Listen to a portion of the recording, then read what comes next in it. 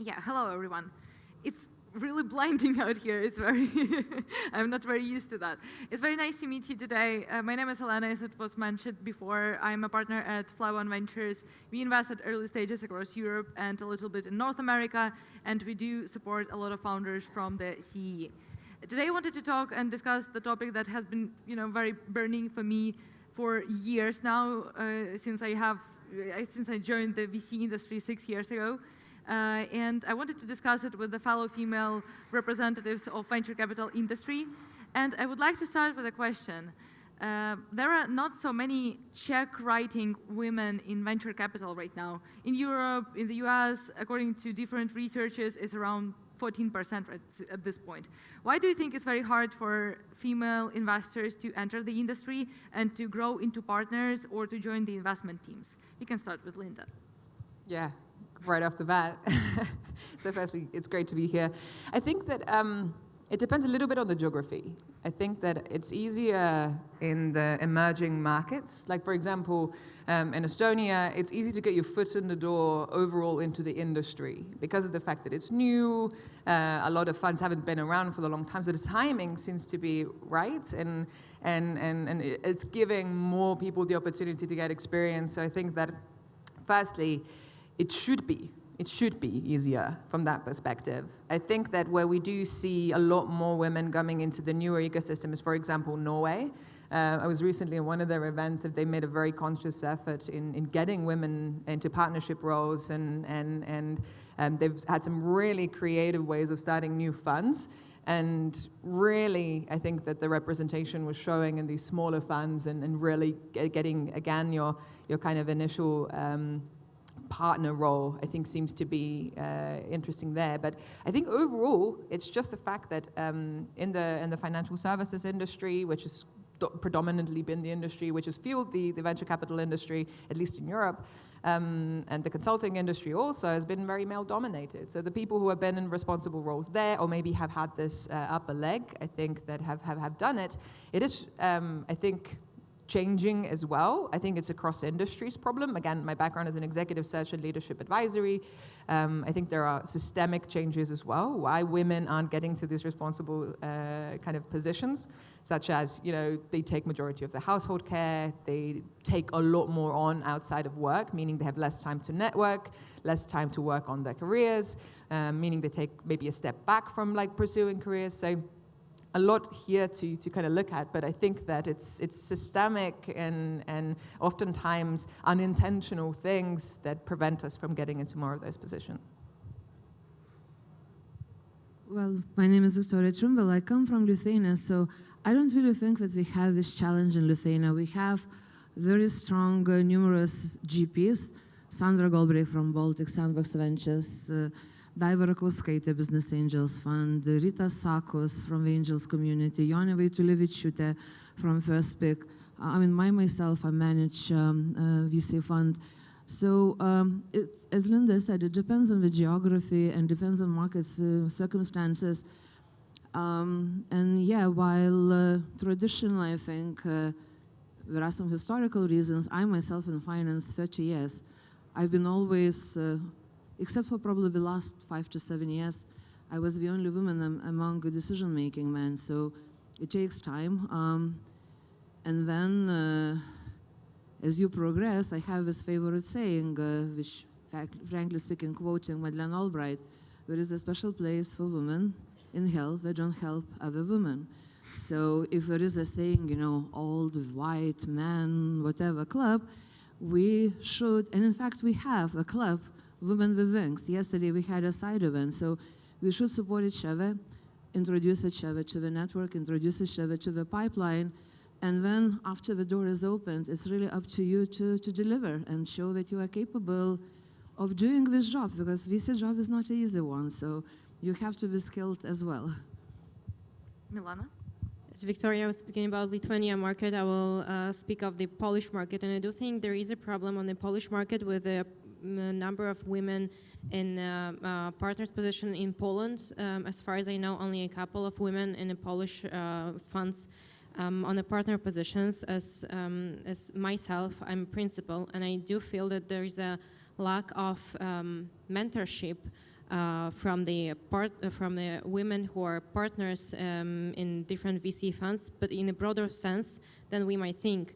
So for myself, it's the lack of behavioral model that I can apply to myself, and then that a female that I can treat as an example, and I can copy or follow in some senses. So I think that females should first create their path for themselves in their head at first, and starting almost from zero.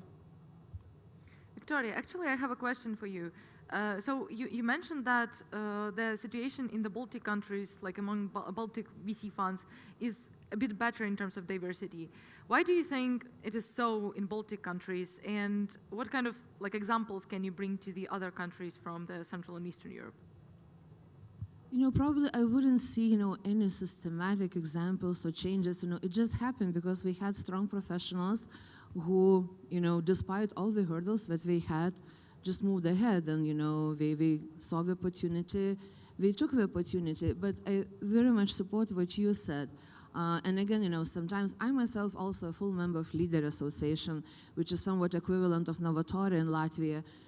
So in both programs, by the way, I'm a mentor, and this is very, very important.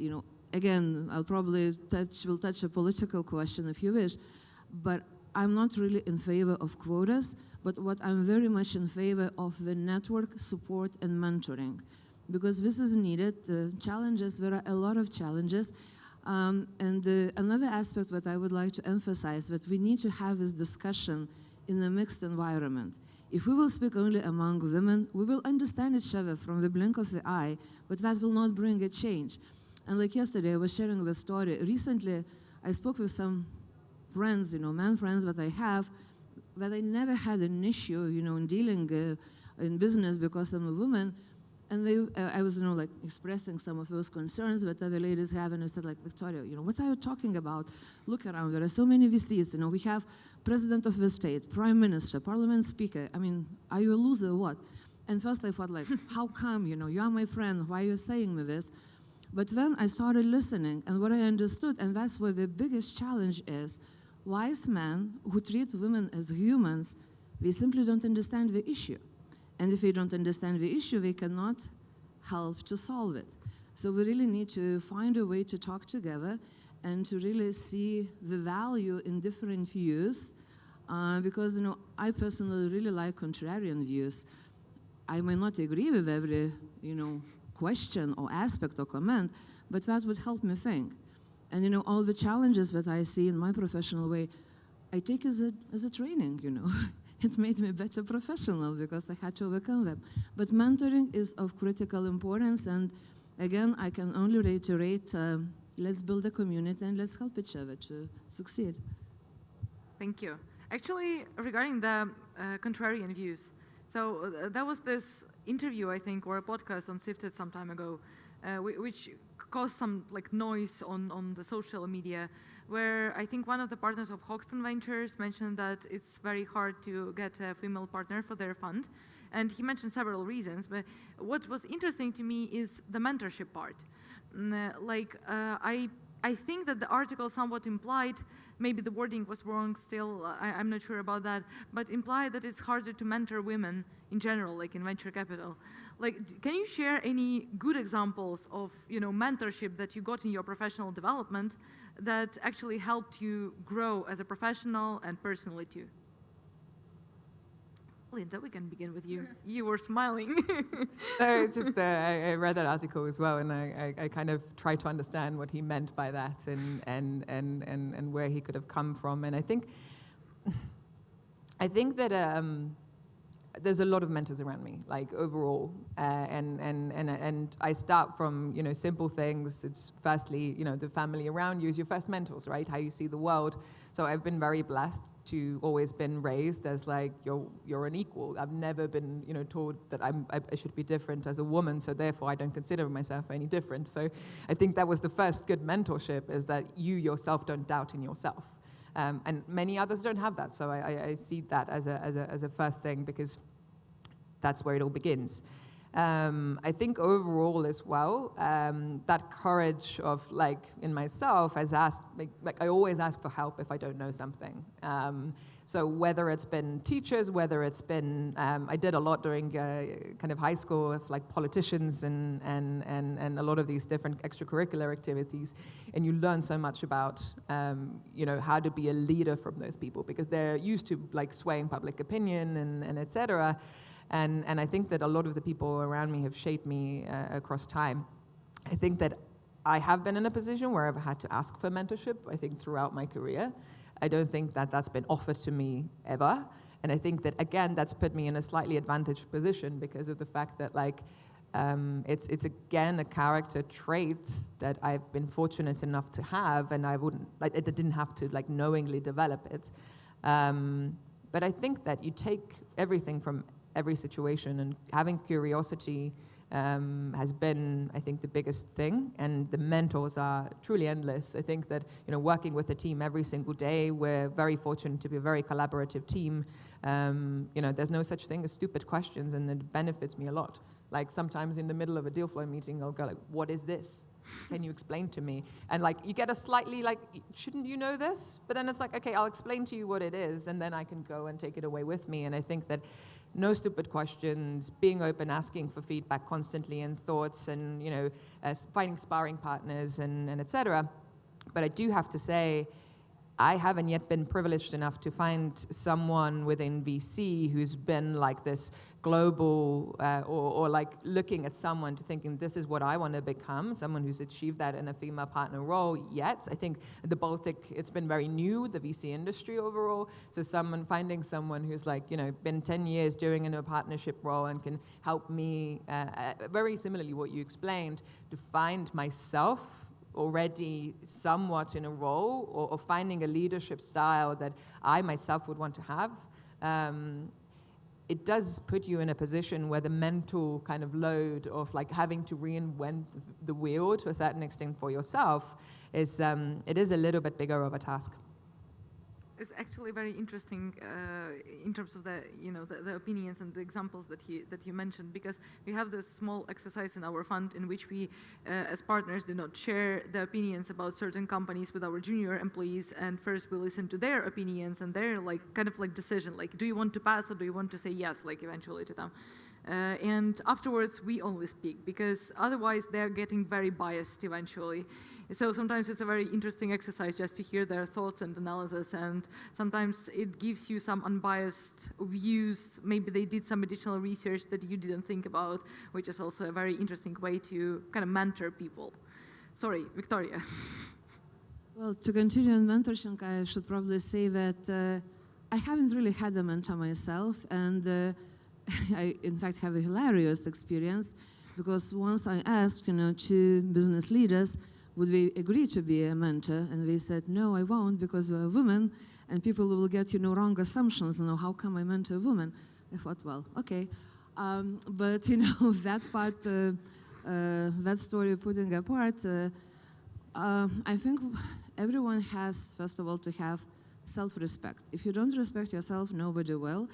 And, in every situation, when I look back into my career, I think I wasn't lucky, but I was very picky. With whom I work, with whom I choose to stay, and if people don't respect me, I'm free to leave. So, in whichever situation, I have this inner belief that I always can choose. I don't have a victim mentality, I have a winner's mentality, and this is how, I went, through life. So,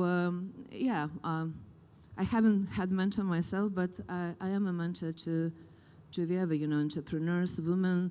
And when I pick among mentees, sometimes it's very important to understand that the mentor is not your psychologist. So, I like to work with people who have optimistic view of life, who believe in themselves, because I want to help the best. And that's very important. That's why we should be here for each other.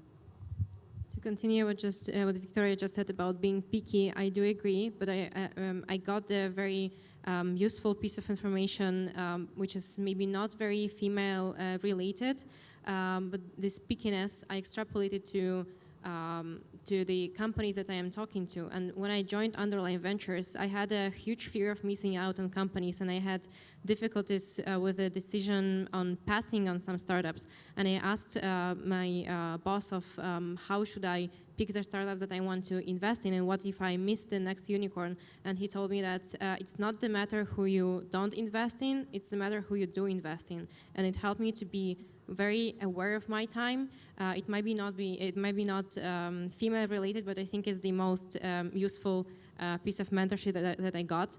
And in terms of the female mentorship, I don't think I've ever got one.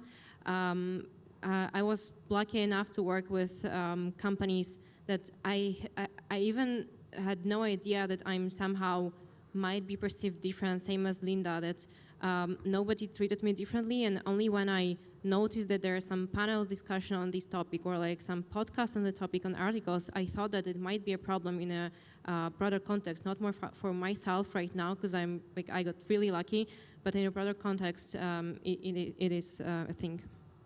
Just to add to that, it was interesting because it actually put me in a position once where in my last role, I had a really good relationship with the CEO of the company, like a really good kind of, maybe the closest to like a mentor-mentee relationships that I've had like in the same company that I've worked with.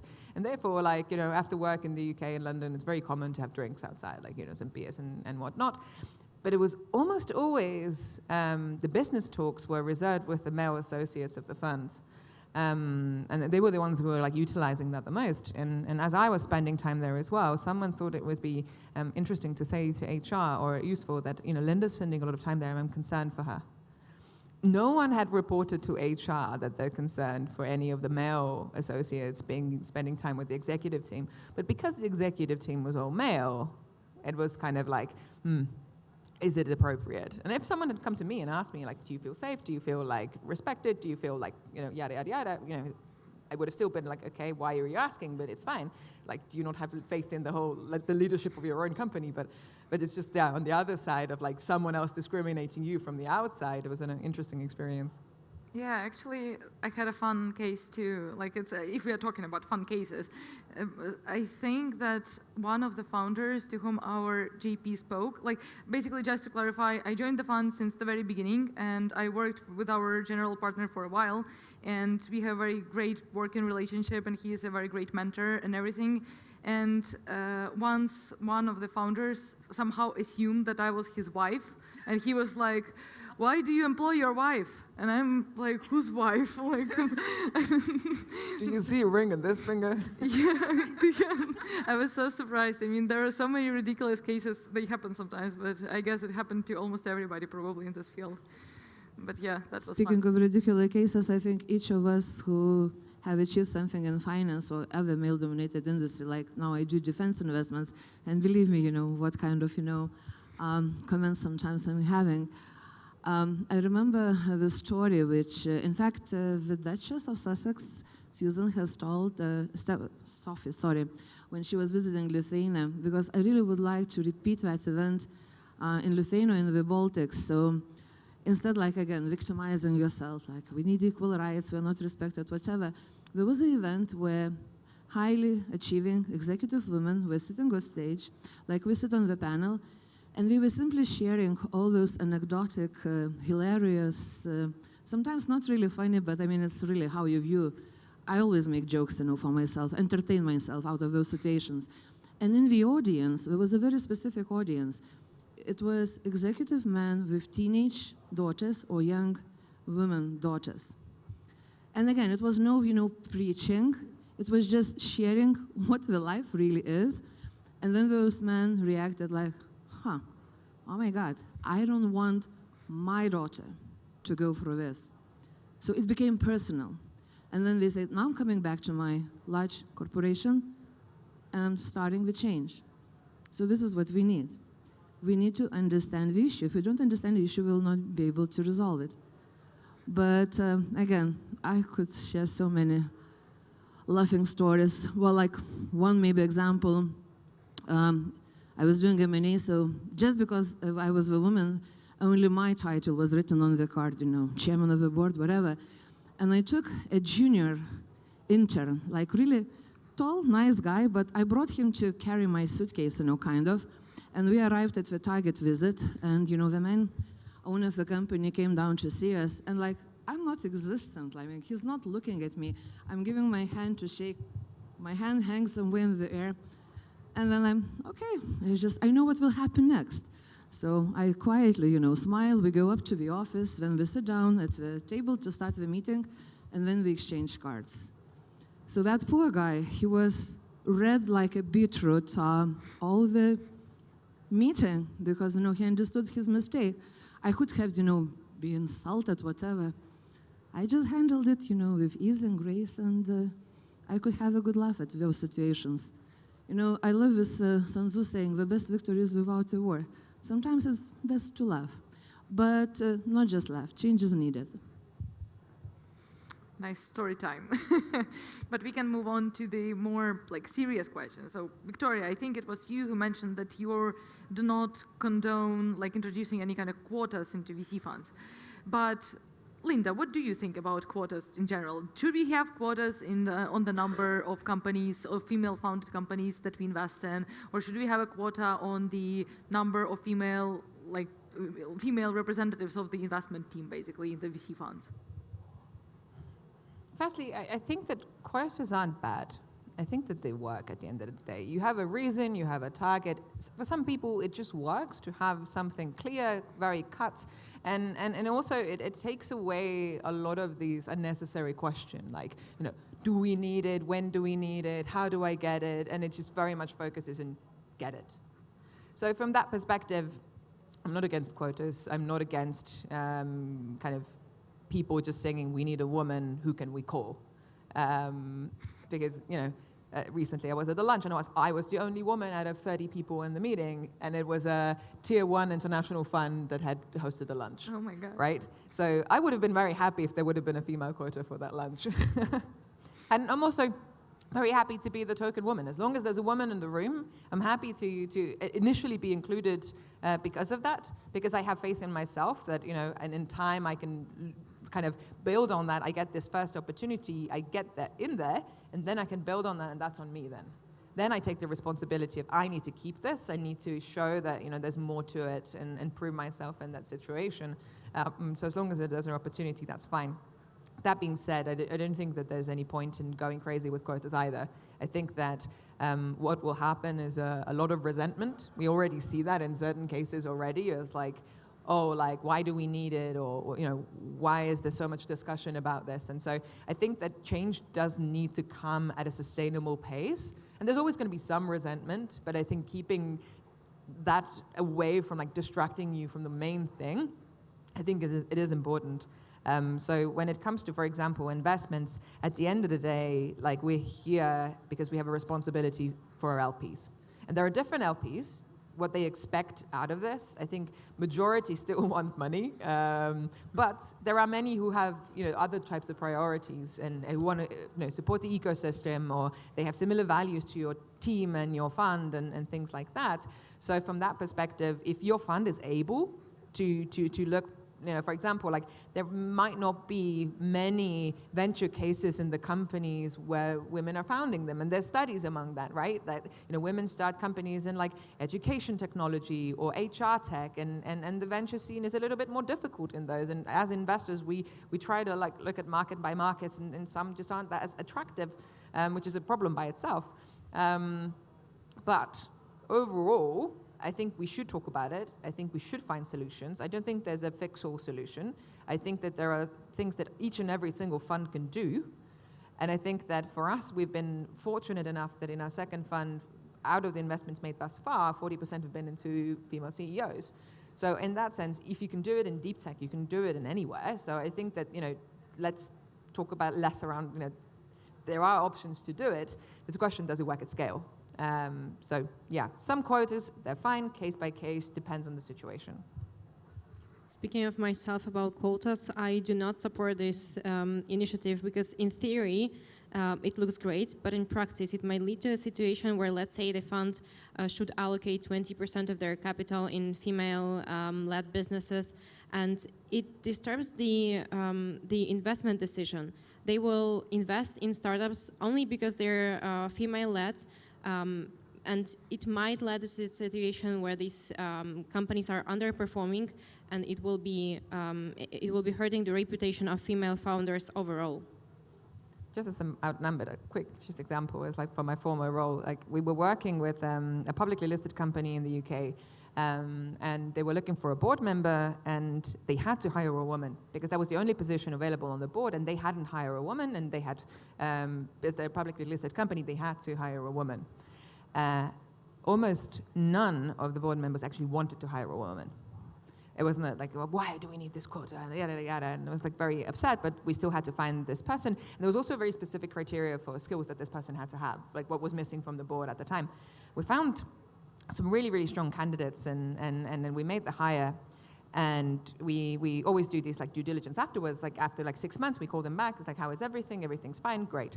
And in this particular case, you know, the chairman of the board, like we were in discussion, and he says, do you know what? I initially thought it was a terrible idea. She was very disruptive. She was, you know, she had so many different opinions than the rest of the board. You know, there was so much change in so little time, and we were all like, this is not going to work out. But then we stuck through it because we knew we needed a woman. We didn't have any other like choices, so we had to kind of stick with it. And you know, 6 months onwards, like I'm really happy we hired her. And now like she's kind of like getting us on board with her ideas, and things are changing. So from my perspective, if they wouldn't have had to hire a woman, I don't think they would have. They just had to. It was a rule that they had to abide by law, and it's technically a quota. And in this particular situation, two things happened. The company really benefited from the diversity on the board from her perspective, and they now are much more open to hiring more women into executive positions. Sometimes you need to push something through, and actually it's like unlock change. Go ahead. I actually might agree with this. So yeah, I'm against quotas in general, but somehow I feel that might be a tough solution, but a solution still. So yeah, I'm on this side. As long as this is not just a quota, because I have a saying, I don't want to be a trophy wife, I don't want to be a trophy, you know, board member. And that's why if there are any quotas, there should be, you know, a skills training program. So again, you know, what we do in Lithuania, you know, and again, I would like just to celebrate Sandra Galbraith, who does a lot. She has a special Women Angel Training School. Now, Novatorė, we have in Latvia a partnership with Visa. She's next. So through that program, I'm mentoring a women founder of a startup. In Leader, we have mentoring program for women who want to become a board member. So those skills, training, mentoring programs are really, really important because, you know, it's not just, you know, a prize that you get, you know, a VC title or you get a board title. It's a tough job and you have to be ready. Otherwise, we will have this discussion, women are fleeing because it's tough. And if you are not ready, then you suffer. And that prize is not, you know, that really appreciated. So it's not, you know, one-sided, you know, one recipe for everything. A combination of factors should be in place. Yeah, I agree. One needs to be very passionate about what they are doing to do that well. So that's why it's very hard sometimes to find the right candidate just in general, because especially for the tough roles, because they need to be passionate about this. And you can't just make people want to do that. They will, you know, feel resentment eventually if they don't like it. Okay, so regarding the next question, there has been something like an exodus, or you know, a lot of women in Europe, they left venture capital industry lately, like within the last year. Why do you, I think that maybe like this is the reason, the main reason here is because you need to make a lot of sacrifices in venture capital, like your personal life, your family life, like your friends, basically your communication, the free time itself. You need to sacrifice that because VC is not just an industry or a job, it's kind of like life. And you live it like on a daily basis. What do you think are the main reasons behind this trend? You know, why women are leaving VC? Milana. I think that one of the reasons might be that this culture was created by males, and we have to adapt and not create. And it's not the case in for males. So let's say even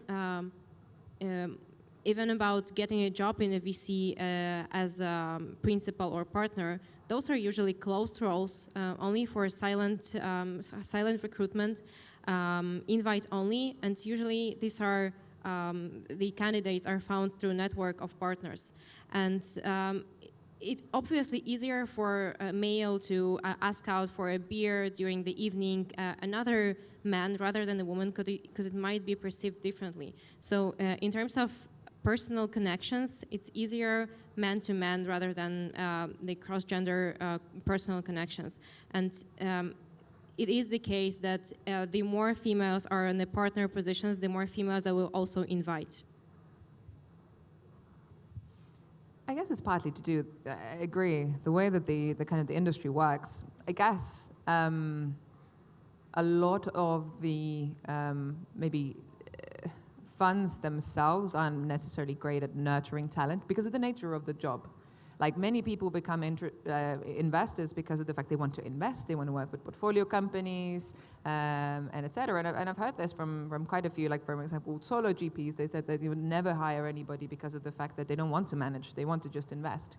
And I think this to a certain extent, you know, applies to a lot of the people who do start funds. That's the reason why they want to do it. So this management of the team itself is like, and the priority list pretty low. Like first is like making your investment, then you work with the portfolio and make more investments. And then at somewhere along the lines that comes like, you know, how do I work with my team? How do I keep my team? How do I make sure that, you know, they progress, they're happy, and et cetera? And I don't think that LPs are maybe having that discussion a lot, so it's also not coming from that. So there's very little kind of day-to-day, short-term reasoning why that should be a priority. So that being said, I think in the long term, I think every single partner would agree they would love to keep the team that they have because they don't want to keep on training new people. They don't want to put in time and resource into getting someone up to speed. Or even if you take someone who's already have experience from another fund, you still need to get them up to speed with the team itself. And I think someone recently told me it takes up to a year to get a deal done in a new fund because you learn what is the deal that this fund makes. So it's actually very costly to get a new person in. And I think in the same article, even Hussein said it's like a 20 to 30 million school money that you need, and it's something that you need to plan into the fund. So I think that going into venture capital, many just don't think about it, and therefore what ends up happening is that you're a young individual in a fund, you're working by yourself day in, day out, you're constantly talking to people outside of the fund so much more, and you can do that in any fund. So from that perspective, if you don't have these strong ties or a strong loyalty to the fund that you're in, you can do the same job relatively similarly in every other fund. It's just around what stage is it, what geography is it, you know, and what is the ownership that you end up doing. So therefore, if you don't have this ownership of like you don't have carry or you're offered a better salary, you think about yourself and where you can better utilize your own career and et cetera. So I think that this isn't like, how do you incentivize young people to stay in your fund and why should they stay? And I think this question should be very clearly answered, and then the people will stay. And then there's a question of like, you know, when do you promote them and how do you have like progression? Like what is the definition of a principal or of a partner? When do you get those roles? Is it defined? Is it undefined? Is it clear? Is it unclear? Is it soft skills? Is it hard skills? You know, because majority of the people who get like into those top positions, they get it because of their soft skills, not because of their hard skills. So how do you develop those and support those and et cetera? So a very long-winded answer to your question in all fairness. I might also add maybe a little bit philosophical angle. It might be also related to the trend which we see in very many sectors and areas post-COVID, when people kind of probably realized the mortality, I guess, and we started to search more for the meaning of life. So again, you know, again, in Lithuania, I don't see that trend. We have a lot of strong women GPs, and you know, new women are coming to the sector, and we help them, and we have a lot of women run strong startup companies. Some are sitting here on the first row. But I think the other aspect is, as you said, you know, role models, mentoring, and actually understanding what the job actually is. You could probably remember your well-willing parents, family would say, go be a lawyer, a banker, a doctor, and then, after 40 years or 20 years in job, people go to psychos, or, we drop everything and we, I don't know, start, breeding, sheep in the forest or whatever, because the glorification of, titles hide the actual content of the job. Again, that is the binding. You need to have special skill. As a VC, you have to say so many no's. I mean, it's emotional toll, and don't pretend that we are all like hard rocks. You have to say no to so many founders who come to you with dreams, and you are kind of killing the dreams of the people constantly. You kill 999 dreams until you find that one. So do you like to do that? If you want to be liked, again, that's probably not the place to be a VC partner. So understanding what the job requires, I think, is very important. Then you make a well-thought-of choice, and then you stay. And if it's not easy, if it was built for men, so stay and change it so that it accommodates women. Nobody said that, you will have, as we say in Lithuanian, those bacon, birds served on the plate. Life is tough. I don't know if I told you a secret. You have to deal with it, and you have to change it if you don't like something. Interesting. Yeah, that actually made me think about life. Maybe to finish up with something very practical, like which steps would you suggest doing to, I'm not talking about quotas, maybe something simpler, to do in every VC firm just to start maybe employing more females into their investment teams? I'd say I have two things. I think firstly, authentic leadership, I think, is really important. I think especially in VC, there's a lot of relationship games. There's a lot of networking and et cetera, et cetera, et cetera. But in leadership, just truly saying what do you think someone is good at, what they should improve on, even with just being authentically a partner, being vulnerable, being open, talking about, maybe the problems that the fund is facing, maybe some things. I think this creates very strong interpersonal relationships. It helps to build trust within the organization, and it overall makes the atmosphere a lot better. So I think firstly, promoting authentic leadership within VC funds will help a lot of people feel more comfortable in the environments that they're in. I think that is the first step. And I think secondly, it is gathering data, and as much data as you can, about your internal processes and the way that you work. Who is doing what jobs? Is every job, does it have the same type of value? Because again, there's a lot of hidden work that's being done. How is it benefiting the fund? How is everybody contributing? Because oftentimes, and this is a statistic I asked from an executive search fund focusing on VC, women get promoted later. They get paid lower because of the fact that they actually do the job that they get promoted to before they actually get promoted, meaning that they're not fairly compensated for the work that they're actually doing. So I think gathering that data, making clear decisions that are structured and factual rather than gut feeling based, we think you're ready, we think that this is right. It's actually relying on the facts, and then the gut feeling will come later. Well, in our fund, I genuinely believe in merit-based hiring. And we try to have a balanced team. I mean, we have 3 people in the team at the moment. So we kind of define the roles, and we define very clearly what skills are required for each particular role. And when we speak with our team, we try to identify whether they are willing and able to progress, because sometimes it's also a character trait. So in our team of 3, I can say how we do. So I'm the hunter.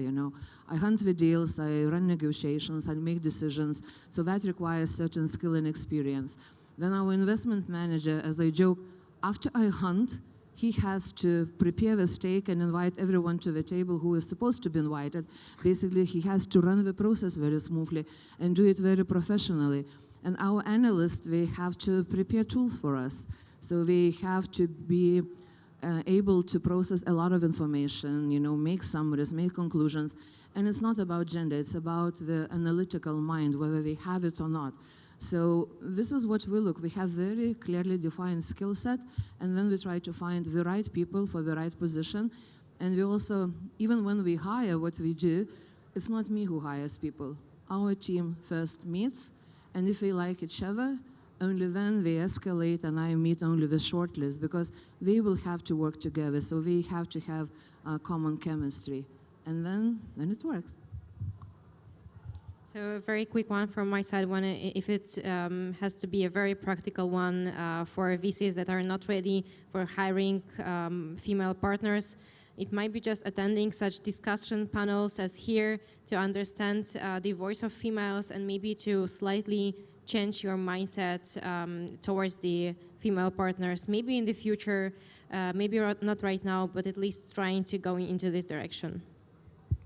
Great. Thank you, everyone, for attention.